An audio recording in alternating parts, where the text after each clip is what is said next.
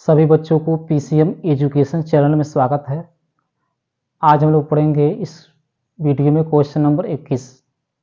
इससे पहले वाले जो है वीडियो में क्वेश्चन नंबर 20 तक हम लोग कंप्लीट कर चुके हैं। तो चलिए देखिए क्वेश्चन क्या लिखा है कि समान आकार के दो सुचालक गोले ए और बी एक दूसरे से कुछ दूरी पर स्थित हैं। प्रत्येक पर प्लस क्यू कूलम आवेश है। प्रश्न क्या कह रहा है कि समान आकार के दो सुचालक गोले ए और बी एक दूसरे से कुछ दूरी पर स्थित हैं और प्रत्येक पर कितना आवेश है, प्लस क्यू कूलम आवेश है। तो प्रश्न जैसे कह रहा है वैसे हम लोग चित्र बनाएंगे। तो यहाँ पर लिखना है सबसे पहले कि प्रथम स्थिति में क्या लिखा गया, प्रथम स्थिति में। तो देखिए प्रथम स्थिति में क्या बोला गया है कि दो सुचालक गोले ए और बी हैं। तो मान लीजिए एक गोला हो गया ए और एक गोला हो गया बी। कह रहा है एक दूसरे से कुछ दूरी पर स्थित है। तो मान लेते हैं हम लोग यह दोनों गोले एक दूसरे से r मीटर की दूरी पर स्थित हैं। फिर आगे प्रश्न क्या कह रहा है कि प्रत्येक पर प्लस क्यू कूलम आवेश है, यानी गोले ए पर भी आवेश प्लस क्यू है और गोले बी पर भी आवेश क्या है, प्लस क्यू है। तथा वे एक दूसरे को 10⁻⁵ न्यूटन के बल से क्या कर रहे हैं, प्रतिकर्षित कर रहे हैं। तो बल F बराबर दिया है 10⁻⁵ न्यूटन के बल से प्रतिकर्षित कर रहे हैं। अच्छा यहाँ पर प्रतिकर्षित लिखा है, आकर्षित क्यों नहीं लिखा है? तो क्यों आकर्षित नहीं होगा, देखिए क्योंकि यह भी धन आवेश है, यह भी धन आवेश है। तो जहां पर समान प्रकृति के आवेश होते हैं, या तो दो धन आवेश हो या तो दो ऋण आवेश हो, तो वहां पर हमेशा प्रतिकर्षण बल होगा, आकर्षण बल नहीं होगा। इसलिए यहाँ पर लिखा है कि प्रतिकर्षित कर रहे हैं। तो अब यहाँ पर बताइए कूलाम का नियम लगेगा। तो F इक्वल टू क्या होगा, 1/4πε0 होता है। तो 1/4πε0 9 लिखकर क्या लिखा जाएगा, 9 गुणे 10 की घात हम लोग क्या लिखेंगे, 9 इंटू। अब याद कीजिए Q1 और Q2। तो Q1 के जगह पर Q गुणे Q2 के जगह पर भी क्या लिखेंगे, Q। अपान क्या होता है, R स्क्वायर। तो यह क्या हो गया, R स्क्वायर। तो F का मान देखिए क्या लिखा जाएगा, 10⁻⁵ बराबर हो गया 9 गुणे 10⁻⁹ और क्या हो गया Q का जब हम लोग Q में गुणा करेंगे तो मिलेगा Q स्क्वायर और नीचे क्या मिला देखिए R स्क्वायर। अब क्या करना है कि 9 गुणे 10⁻⁹ को 10⁻⁵ के नीचे लाएंगे हम लोग। तो हो जाएगा 10⁻⁵, इसके नीचे आ जाएगा 9 गुणे 10⁻⁹। तो इधर बताइए क्या बचा, इधर बचा Q square upon R square बचा। अब क्या करना है कि 10⁻⁹ को ऊपर ले जाएंगे। तो 10⁻⁻5 है और ऊपर जाएगा तो 10⁻⁻ कितना हो गया, 9। और नीचे क्या बचेगा देखिए, तो नीचे बचेगा 9 बराबर कितना हो गया, तो बराबर हो गया Q स्क्वायर अपान कितना, R स्क्वायर। तो यहां से मान निकला किसका, Q square upon R square का मान कितना प्राप्त हुआ, देखिए 10⁻⁻9 10⁻⁻5। तो माइनस माइनस जुटेगा, चिर रहेगा माइनस का, तो 10 की घात हो जाएगा -14। और नीचे कितना बचा, तो नीचे बच गया 9।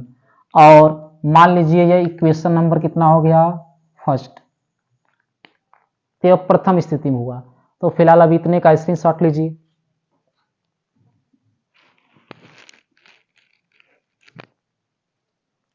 चलिए देखिए अब हम लोग यहां पर लिखेंगे कि दूसरे स्थिति में क्या होगा।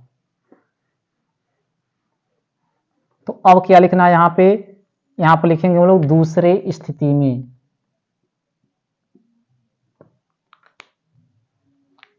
तो दूसरे स्थिति में क्या बोला जा रहा है, ध्यान से प्रश्न को पढ़िए तब क्लियर होगा। जब तक ध्यान से प्रश्न को नहीं पढ़ेंगे तब तक कुछ नहीं क्लियर होगा। तो देखिए दूसरी स्थिति में क्या बोला गया है कि समान आकार का एक तीसरा सुचालक गोला C पहले गोले A को स्पर्श करता है फिर गोले B को। अच्छा अब जो है एक तीसरा गोला C है, वह तीसरा गोला C जो है पहले गोले A को स्पर्श करता है फिर गोले बी को। तो पहले वह किसको स्पर्श कर रहा है, गोले ए को। तो हम लोग लिखेंगे यहां पे कि जब, क्या लिखना है, जब तीसरा गोला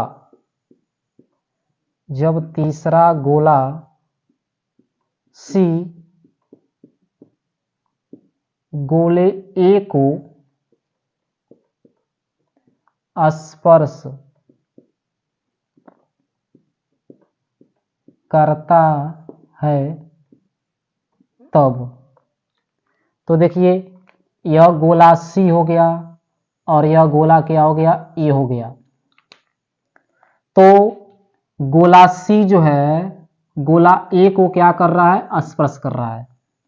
अच्छा मान लीजिए गोला सी जब अलग रखा गया है और गोला ए अलग है, जब गोला सी अलग है गोला ए अलग है, अभी स्पर्श नहीं कराया जा रहा है तब, तो गोले ए पर आवेश कितना है, देखिए तो गोले ए पर आवेश है Q और सी पर कोई आवेश नहीं है तो यह जीरो है। सी पर कोई आवेश नहीं है तो वो क्या होगा, जीरो होगा। लेकिन जैसे हम लोग इसको स्पर्श करा देंगे, सी को किससे कराएंगे, ए से स्पर्श, तो दोनों गोलों पर जो आवेश होगा उसका मान हो जाएगा बराबर, उसका मान क्या होगा, बराबर होगा। यानी जब गोले सी को गोले ए से क्या कराएंगे, स्पर्श कराएंगे, तो दोनों गोलों पर आवेश का मान क्या होगा, बराबर हो जाएगा। और अगर दोनों गोलों पर आवेश का मान निकालना हो तो हमेशा बताया जाता है, इससे पहले वाले वीडियो में बताए हैं कि क्या करते हैं, दोनों गोलों पर जो आवेश दिया है इन दोनों गोलों पर आवेश को जोड़कर 2 से क्या कर देंगे, भाग कर देंगे। जितना आएगा वही क्या होगा, इन दोनों गोलों पर आवेश होगा। तो याद रखिएगा कि जब भी दो गोला स्पर्श करता है तो दोनों गोलों पर आवेश का मान हो जाता है कितना, बराबर। अब बराबर हो जाता है और अगर इन दोनों गोलों पर आवेश निकालना हो तो कैसे निकालते हैं, तो दोनों गोलों का जो आवेश है उसको जोड़कर 2 से क्या किया जाता है, भाग। तो देखिए गोले सी पर आवेश कितना है, 0 और गोले ए पर आवेश कितना है, Q, जोड़कर 2 से भाग करेंगे हम लोग तो 0 में Q जोड़िएगा तो Q बाई क्या आएगा, 2 आएगा। इसका मतलब जैसे ही गोले सी को गोले ए से स्पर्श कराएंगे तो दोनों गोलों पर आवेश क्या हो जाएगा, बराबर। अब आवेश बराबर हो गया तो कितना कितना आवेश होगा दोनों पर, तो दोनों गोलों पर आवेश होगा Q/2 और Q/2। तो वही यहाँ पर लिखा गया है कि जब तीसरा गोला सी गोले ए को स्पर्श करता है तब क्या होगा कि गोले सी पर आवेश हो जाएगा Q/2 और गोले ए पर भी आवेश कितना होगा, Q/2 होगा। अब देखिए अब आगे प्रश्न देखिए क्या कह रहा है।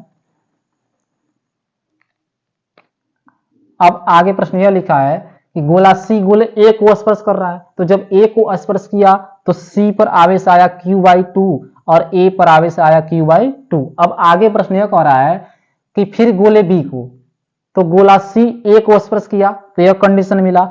अब यह गोला सी जो है अब किसको स्पर्श कर रहा है, बी को। तो अब बताइए गोले सी पर आवेश कितना है, यहाँ पर देखिए Q/2 है और गोला बी पर आवेश कितना था, Q, क्योंकि देखिए दोनों गोले ए और बी पर आवेश क्या था, Q था। अब जब स्पर्श नहीं किया है तब, लेकिन जैसे हम लोग क्या करेंगे कि गोले सी को गोले बी से स्पर्श कराएंगे। तो अभी हम बताए हैं कि जब दो गोलों को स्पर्श कराया जाता है तो दोनों गोलों पर आवेश का मान क्या होगा, बराबर। और कितना बराबर होगा, अगर दोनों गोलों पर आवेश का मान निकालना हो तो कैसे निकाला जाएगा, दोनों गोलों पर जो आवेश दिया गया है उसको जोड़कर 2 से क्या करते हैं, भाग। तो देखिए गोले सी पर आवेश कितना है, Q/2 और बी पर आवेश कितना है, Q, दोनों को जोड़कर 2 से क्या करना है, भाग। तो यहाँ पर देखिए 2 का तिर्यक गुणा होगा Q में, तो Q प्लस हो जाएगा 2Q और नीचे हो जाएगा 2 और इसके नीचे 2 है तो 2 यहाँ पर आ गया। तो Q और 2Q जोड़ने पर कितना आएगा, 3Q और नीचे 2 दूना कितना हो गया, 4। इसका मतलब जब गोले सी को गोले बी से स्पर्श कराएंगे तो दोनों गोलों पर आवेश का मान क्या होगा, बराबर होगा। और दोनों गोलों पर आवेश कितना होगा, तो 3Q/4, यानी सी पर भी आवेश होगा 3Q/4 और बी पर भी आवेश होगा 3Q/4। तो गोले बी को जब गोले सी को गोले बी से स्पर्श कराएंगे तो आवेश कितना मिला, 3Q/4 और 3Q/4 मिला। तो इतना क्लियर हुआ। तो देखिए, तो लिखना क्या है, तो आगे हम लोग यह लिखेंगे कि जब तीसरा गोला सी गोले बी को स्पर्श करता है तब क्या होगा। देखिए, मान लीजिए गोला सी हो गया और यह गोला क्या हो गया बी। जब स्पर्श करेगा तभी हम बताएं दोनों गोलों पर आवेश का मान क्या होगा, बराबर। और कितना होगा अभी निकाला गया है, तो दोनों गोलों पर आवेश होगा 3q/4, इस पर भी आवेश होगा 3q/4।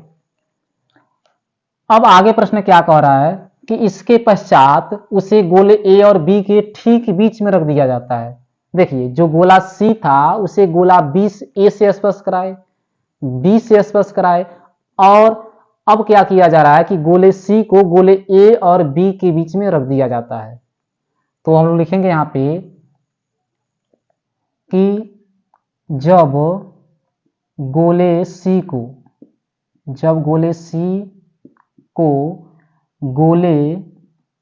गोलों लिखना है, गोलों ए और बी के बीच में रखा जाता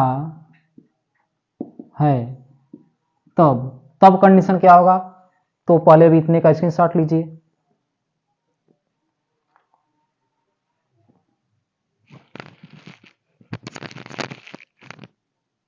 देखिए, अब क्या हुआ है कि गोले सी को जो है ए और बी के बीच में रखा गया है, ए और बी के बीच में। तो यह ए है और यहां पर क्या हो गया, बी हो गया, और इसके बीच में क्या रख दिया गया, सी को रख दिया गया। किसको रख दिया गया, सी को। तो यहां पर सी को रख दिया गया। तो अब देखिए, गोले ए पर आवेश कितना था, तो गोले ए पर आवेश था q/2।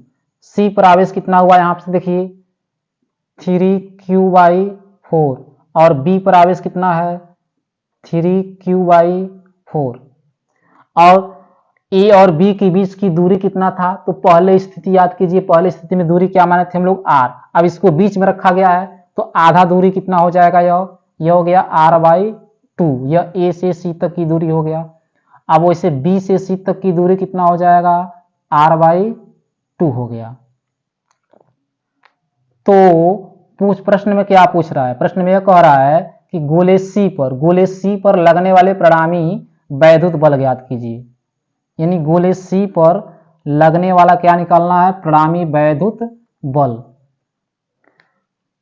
तो देखिए, अब हम लोग क्या लिखेंगे, देखिए जो गोला ए है गोले सी पर बल लगाएगा राइट की दिशा में, यानी गोला ए गोले सी को प्रतिकर्षित करेगा, बल लगाएगा किधर, राइट की दिशा में। तो गोला ए लगा रहा है, किस पर लगा रहा है, सी पर।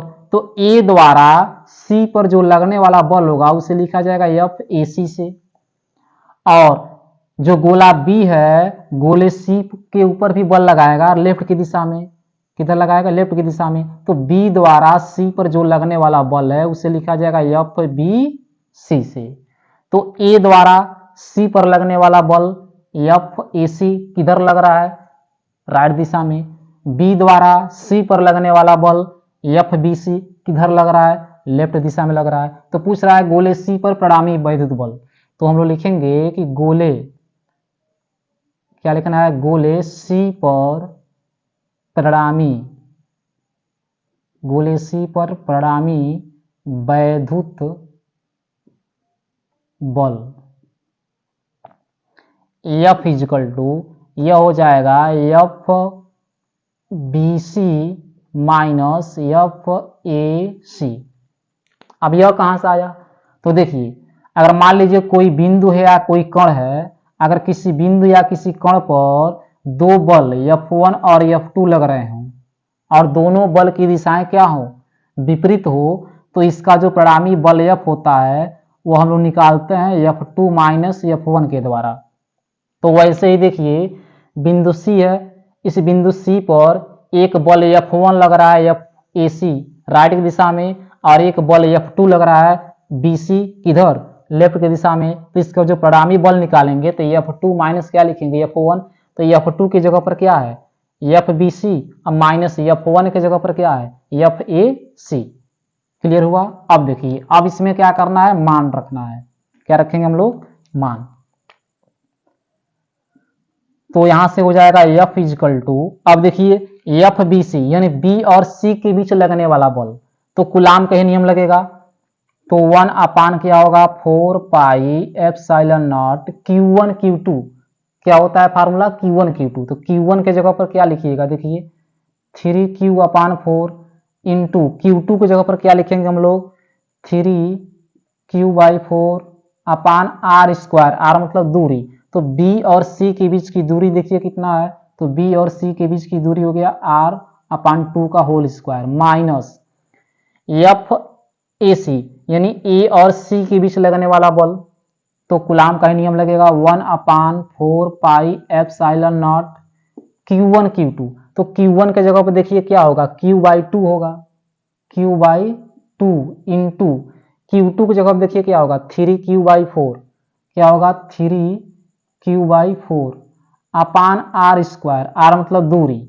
तो A और C के बीच की दूरी देखिए क्या है, R/2 है, तो हो जाएगा R अपान 2 का होल ऑफ स्क्वायर। तो चलिए अब इतने का स्क्रीनशॉट लीजिए।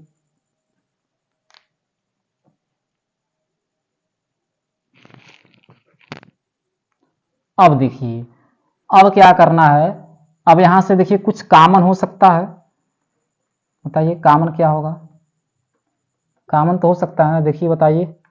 तो यहां से देखिए 1 अपान 4 पाई एप्सिलॉन नॉट, तो 1 upon 4 pi epsilon not common हो गया।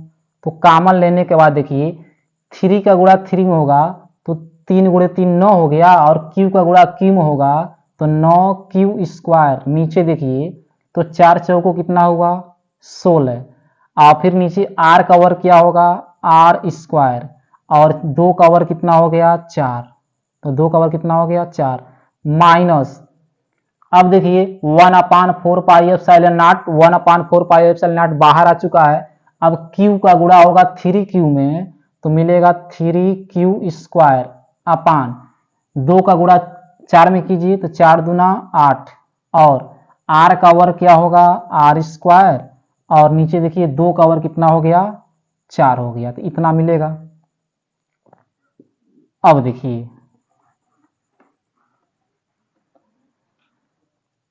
अब यहां से क्या होगा, ये हो गया F is equal to 1 upon 4 pi epsilon naught into, अब देखिए अब ये हो गया 9Q स्क्वायर, और नीचे कितना है 16, गुणे गुणा से लगाएंगे तो यह संख्या पलट जाएगा, 4 ऊपर चला जाएगा, नीचे क्या आ जाएगा R स्क्वायर, फिर माइनस, फिर हम लोग इसे क्या लिखेंगे 3Q स्क्वायर अपान कितना हो गया 8, गुणे, फिर यह गुणा चिन्ह लगाएंगे तो यह संख्या पलट जाएगा, 4 ऊपर होगा, ऊपर 4 हो गया, नीचे क्या आएगा R स्क्वायर।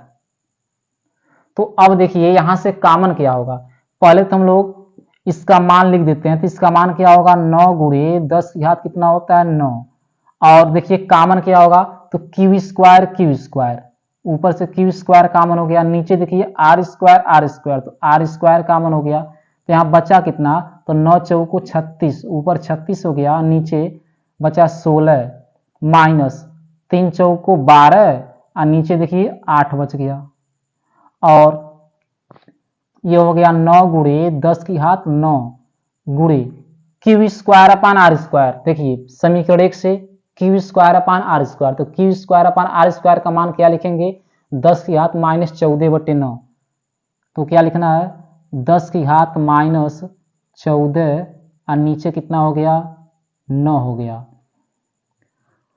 और 10 की घात माइनस 14,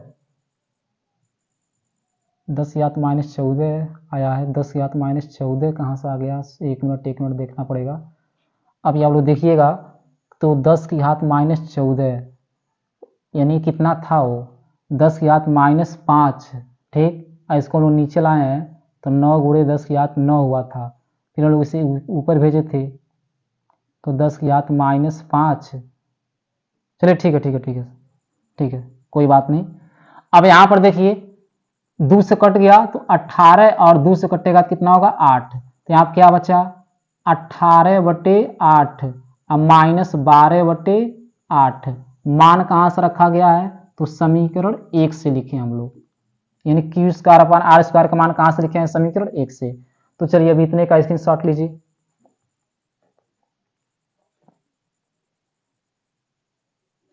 अब देखिए अब क्या करना है, बस थोड़ा सा और है। अब 10 की घात 9 से 10 की घात 9 कट जाएगा, 10 की घात 9 से 10 की घात 9 क्या होगा कट गया। 9 में से 14 घटाइए तो 9 में से 14 घटेगा तो -5 आएगा, 10 की घात -5। और यहाँ पर देखिए एलसीएम बराबर है तो ऊपर हो जाएगा 18 - 12 बट्टे कितना हो गया 8, तो 10 की घात -5 और घटाइए तो 6 बट्टे कितना आएगा 8, और भाग हम लोग करेंगे तो यहाँ पर 0.60 हो गया, 8 7 56 4 40 8 5 40 तो 0.75 और 10 की घात -5 न्यूटन। या इसी को और शुद्ध करके लिखना है, दशमलव को एक अंक पीछे ले जाएंगे तो 7.5 इंटू 10 टू द पावर, देखिए दशमलव एक अंक पीछे गया है तो जो 10 की घात -5 है, हम बार बार बताते हैं कि दशमलव को जितना अंक पीछे ले जाएंगे तो दिए गए 10 की घात में से उतने की कमी होगी। तो 10 की घात दशमलव को एक अंक पीछे ले गए हैं तो एक घात कम होगा, तो माइनस माइनस जुड़ जाएगा तो माइनस क्या हो गया 6 न्यूटन, ये हो गया F इक्वल टू। तो यही क्या हो गया कि सी पर लगने वाला परिणामी वैद्युत बल हो गया। तो फिलहाल आज की वीडियो में बस इतना ही, फिर मिलेंगे वो लोग नेक्स्ट वीडियो में नेक्स्ट क्वेश्चन के साथ। धन्यवाद।